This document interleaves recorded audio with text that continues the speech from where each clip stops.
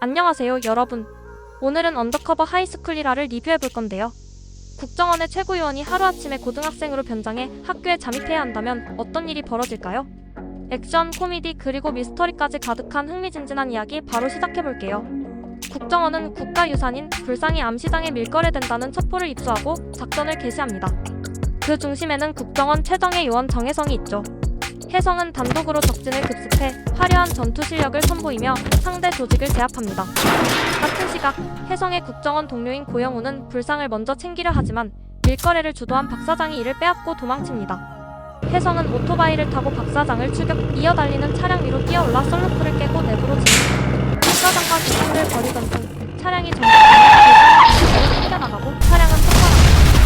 이를 본 영우는 혜성이 사망한 줄 알고 절규하지만 불길 속에서 박사장을 어깨에 짊어지고 불상을 손에 든 채 걸어 나오는 혜성. 그 장면을 본 영우는 감탄하며 한마디 하죠.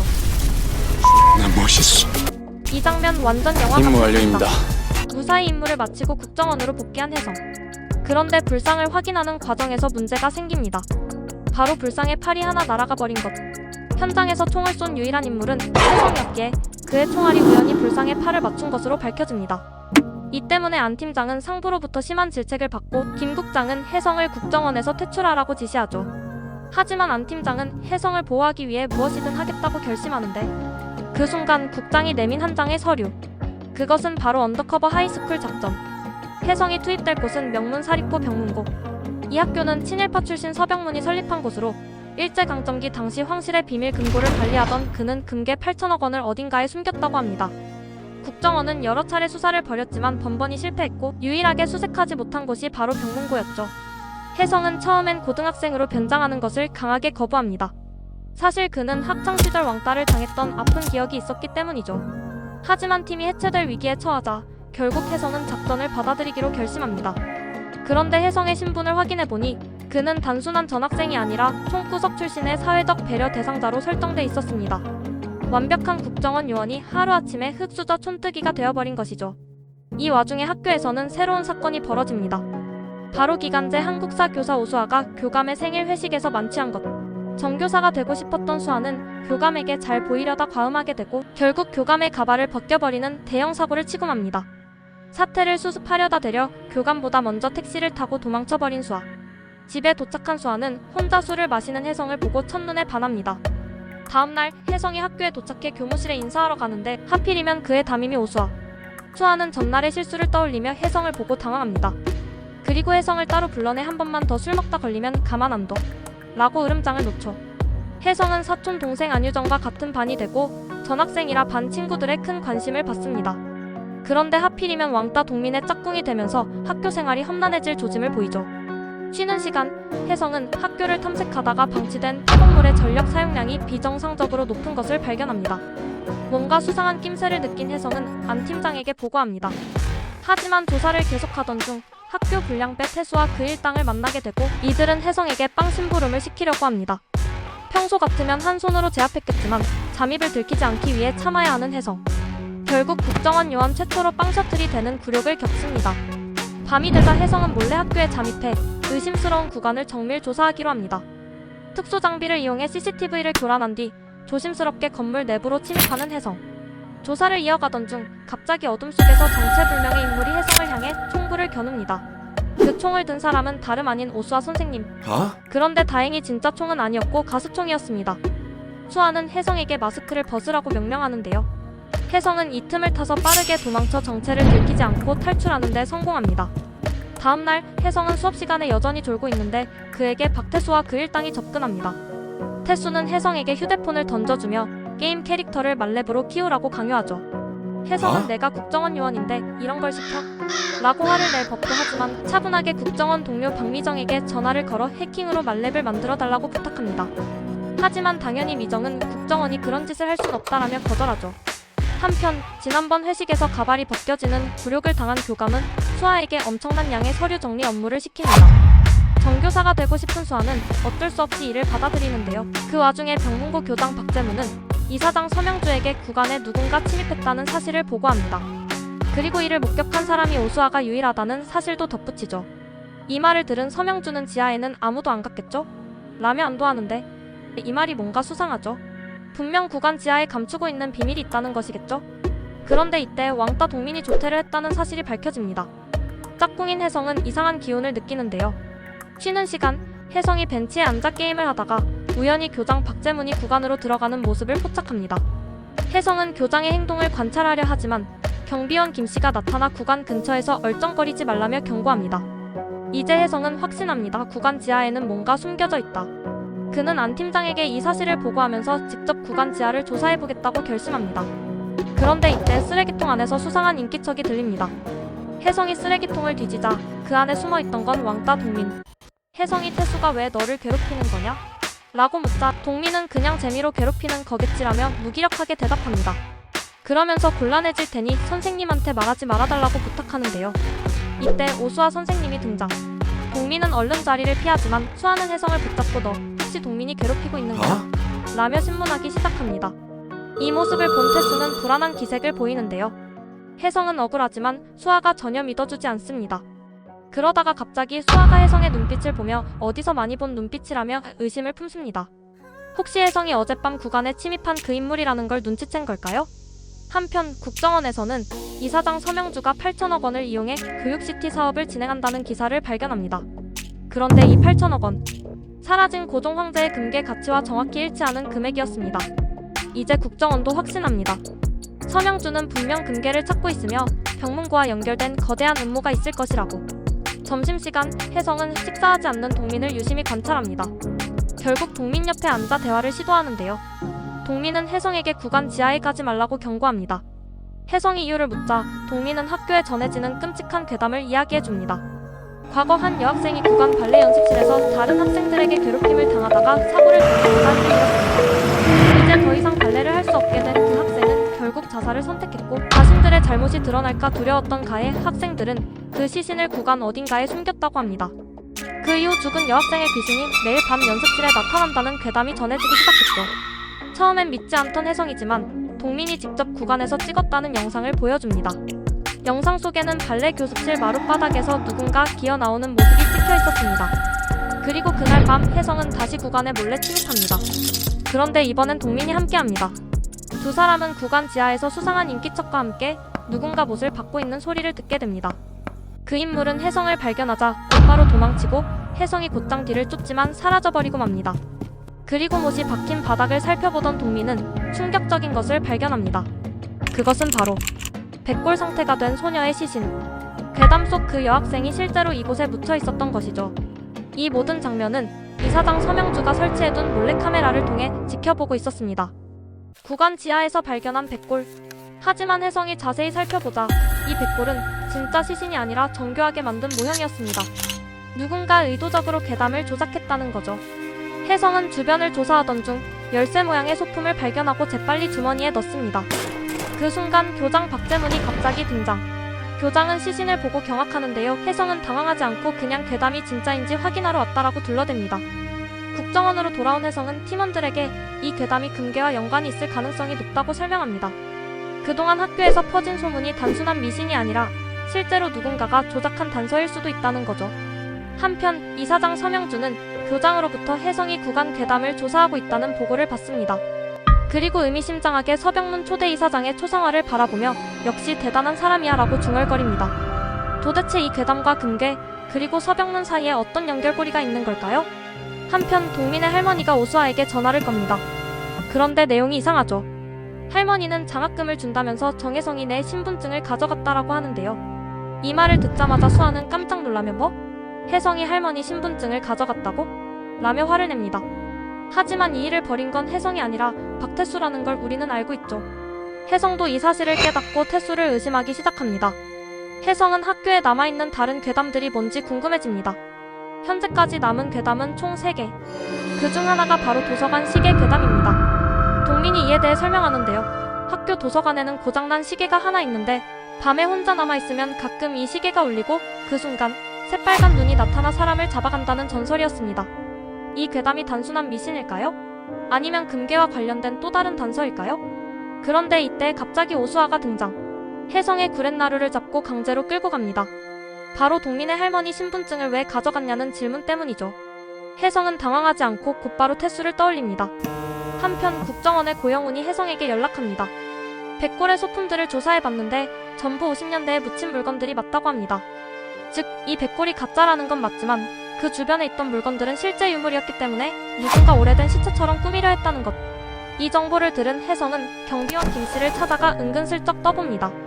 어젯밤 구간에 있었던 사람이 아저씨 맞죠? 처음엔 모른 척하던 김씨. 하지만 혜성이 여러가지 증거를 들이댔자 결국 실토합니다. 사실 김씨는 고양이 밥을 주러 갔다가 우연히 구간에 들어갔고 그곳에서 백골을 발견하고 깜짝 놀랐던 것이었죠. 하지만 김씨조차도 이 백골이 가짜라는 사실은 몰랐습니다. 누군가 정말 정교하게 꾸며놓았던 것이죠. 학교 정원을 거닐던 수아는 태수가 동민을 데리고 가는 모습을 목격합니다. 그 순간 태수가 동민을 폭행하는 장면을 보게 되죠. 더 이상 참을 수 없었던 수아는 뭐 하는 거야? 라며 끼어듭니다. 하지만 태수는 그냥 못 본 척하세요. 라고 대놓고 협박합니다.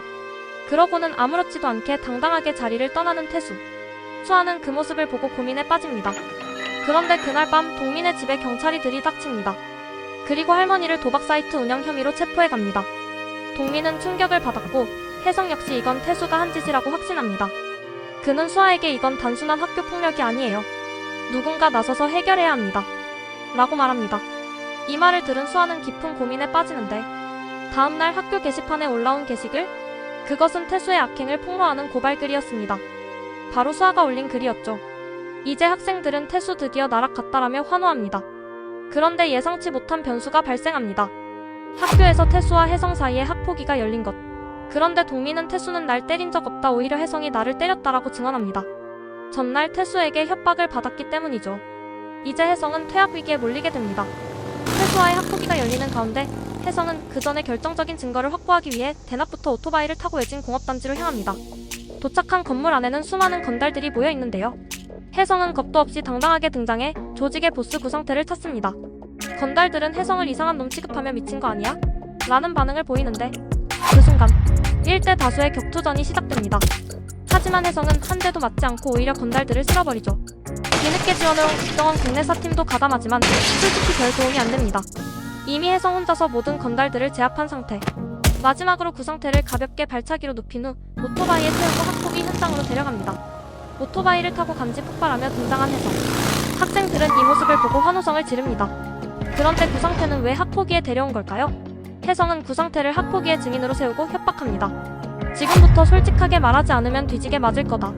이에 겁을 먹은 구성태는 불법 도박을 운영한 건 맞지만 박태수도 VIP 고객이었다는 사실을 폭로합니다.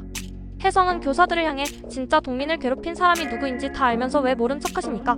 라며 분노합니다. 그러자 모든 시선이 다시 동민에게 집중되는데요. 처음엔 태수에게 협박받아 거짓말을 했던 동민. 하지만 이 상황에서 마침내 용기를 내어 태수의 악행을 폭로합니다. 모든 일은 태수가 시켜서 한 거예요. 드디어 학폭위의 분위기가 완전히 바뀝니다. 혜성은 태수의 모든 범죄 기록이 담긴 USB를 오수아에게 건네줍니다. 오수아는 USB 속 파일을 열어 태수가 동민의 할머니 신분증을 구성태에게 넘겨주는 증거 영상을 모두에게 공개합니다. 이제 태수는 완전히 몰렸죠. 분노한 태수가 혜성을 가격하지만 혜성도 태수를 한 대 쳐서 되갚아줍니다. 그 순간 태수의 아버지가 난입해 내 아들 건드리는 놈은 가만 안 둬 라며 혜성을 위협하는데요. 그때 오수아가 태수 아버지를 번쩍 들어 업어치기로 제압합니다. 이 상황을 지켜보던 이사장 서명주는 너무 재미있다는 듯 웃음을 터뜨립니다. 결국 태수는 퇴학 조치를 받게 되고 그렇게 학폭위는 혜성의 승리로 끝이 납니다. 학폭위가 끝나고 혜성은 맞은 상처를 치료하는데 그걸 직접 오수아가 도와줍니다. 갑자기 분위기가 오묘해지는데 혜성이 오수아가 게시판에 글을 올린 것을 칭찬하며 오수아의 머리에 붙은 꽃잎을 살짝 떼어줍니다. 그 순간 오수아는 알 수 없는 심장의 두근거림을 느끼고 급히 자리를 뜹니다. 혹시 오수아가 혜성에게 감정을 느끼기 시작한 걸까요? 한편 서명주 이사장은 교장에게 초대 이사장이 남긴 금괴를 빨리 찾아라라고 지시합니다. 그때 다시 등장한 병문고의 또 다른 괴담. 이 괴담에 따르면 항상 2등만 하던 여학생이 질투에 눈이 멀어 1등 친구를 옥상에서 밀어 죽였다고 합니다.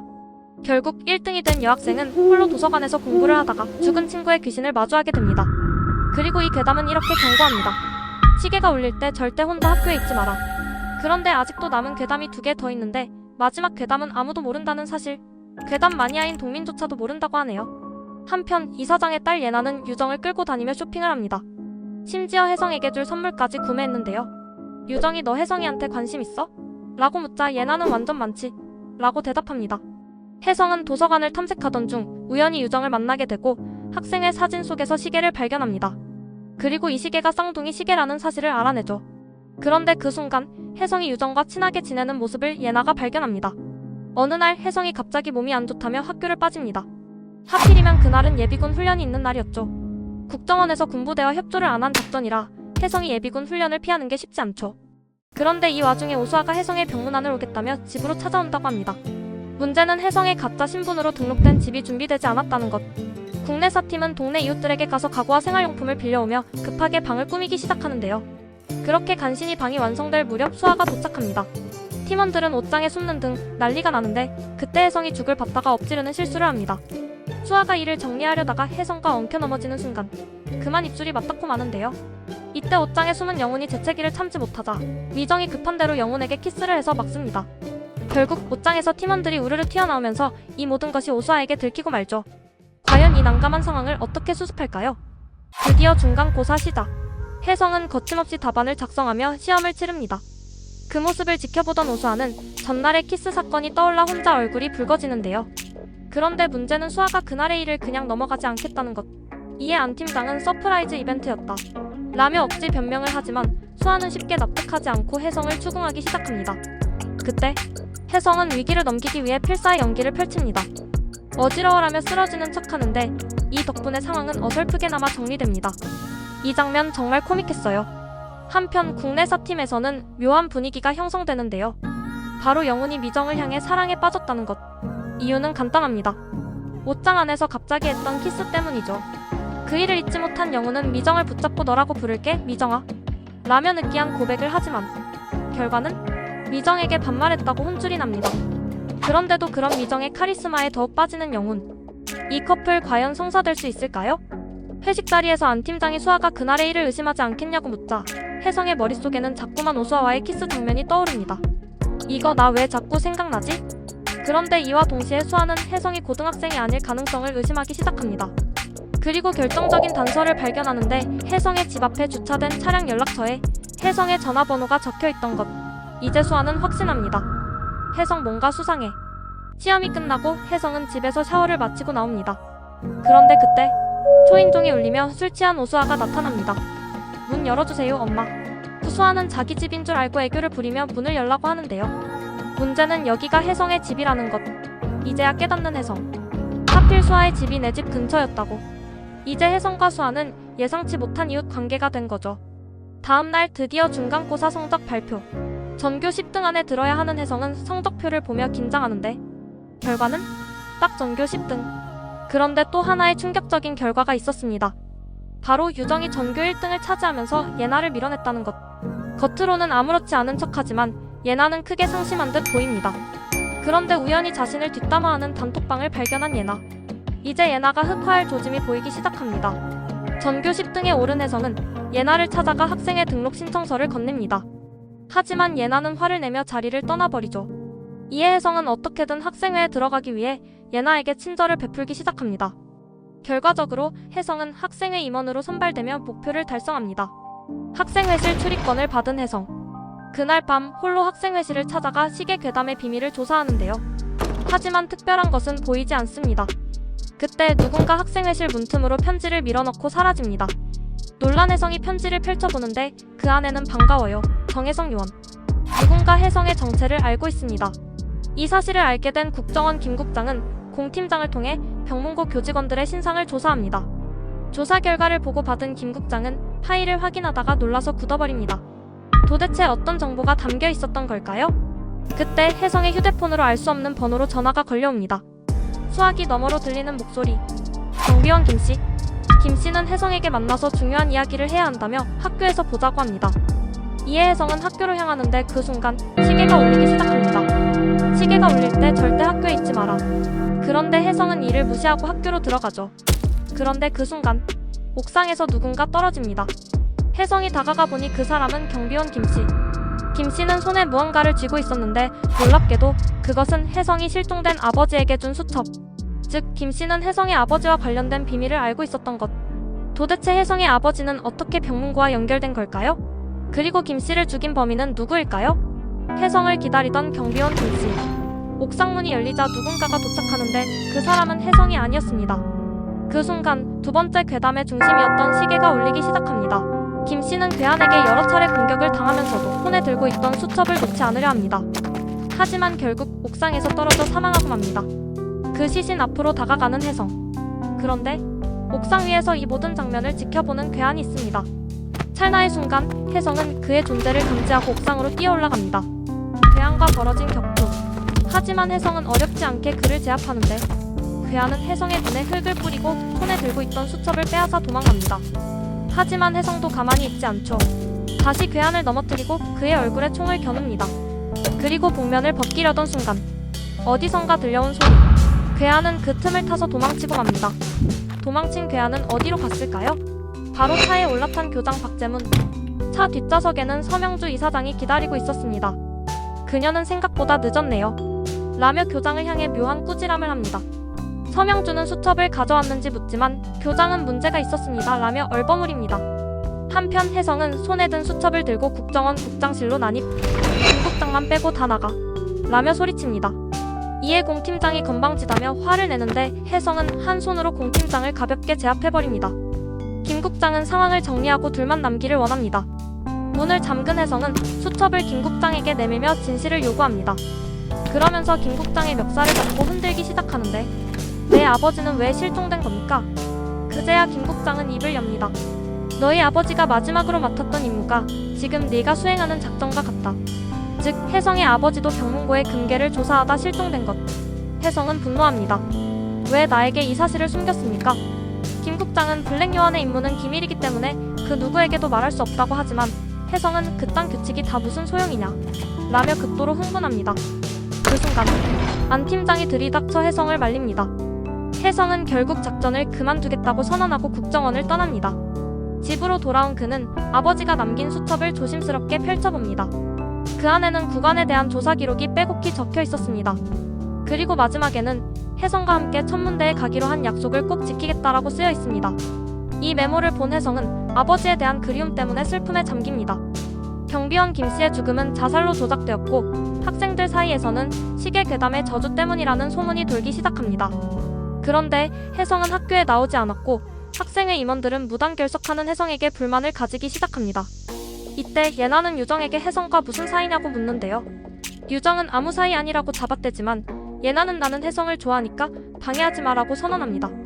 한편 국정원에서는 혜성을 대신해 학교에 보낼 사람으로 영훈을 선택하는데 아니 그런데 교복이 이렇게 안 어울릴 수가 있냐고. 결국 혜성은 아버지의 흔적을 찾기 위해 다시 작전을 계속하기로 결심합니다. 다시 학교로 돌아온 혜성. 그는 학생회실로 가서 시계 내부를 조사하기 시작합니다. 수첩에 적힌 규칙을 따라 시계의 분침과 시침을 12시에서 6시 방향으로 맞추자 멜로디가 흘러나옵니다. 그 음악은 다름 아닌 병문고 교가. 이를 녹음한 혜성은 추를 뒤로 젖히자 새빨간 버튼이 드러납니다. 바로 새빨간 눈 괴담의 정체였던 것. 그때 학생회실에 들어온 오수아. 그녀는 경비원 김씨의 죽음과 관련해 혜성을 의심하기 시작하는데요. 수아는 너 정체가 뭐야? 라며 혜성을 추궁합니다. 그도 그럴 것이 수아는 그날 밤 혜성이 옥상에서 괴한과 싸우는 모습을 목격했기 때문. 혜성이 계속 발뺌하자 수아는 경찰에 신고하겠다며 협박하는데요. 결국 혜성은 진실을 말하기로 결심합니다. 저는 국정원 요원입니다. 이와 함께 금괴와 작전에 대해 설명하며 수아에게 이 작전을 돕거나 기밀을 유출하고 감옥에 가거나 선택하세요. 충격을 받은 수아는 당황하는데 하루 동안 생각할 시간을 줄게요 라고 말하며 자리를 뜨는 혜성. 한편 혜성은 수아를 다시 만나 비밀 유지에 대한 확답을 듣습니다. 수아는 혜성의 작전을 돕기로 결정하며 표창장을 받고 정교사가 되는 상상을 합니다. 그런데 혜성이 수아가 위험할 수도 있으니 내가 지켜주겠다라고 말하자 수아는 갑자기 얼굴을 붉히며 심장이 두근거립니다. 그날 밤 함께 소주를 마시던 두 사람. 갑자기 비가 오고 멀리서 수아의 엄마가 우산을 주기 위해 소리칩니다. 그런데 수아의 엄마가 수아의 개명전 이름을 부르는데 그 이름을 들은 혜성은 깜짝 놀랍니다. 이름이 오공자? 설마. 그렇습니다. 오수아는 과거 혜성이 짝사랑했던 소녀였습니다. 이상 드라뷰어였습니다. 영상이 재미있으셨다면 좋아요와 구독 부탁드립니다.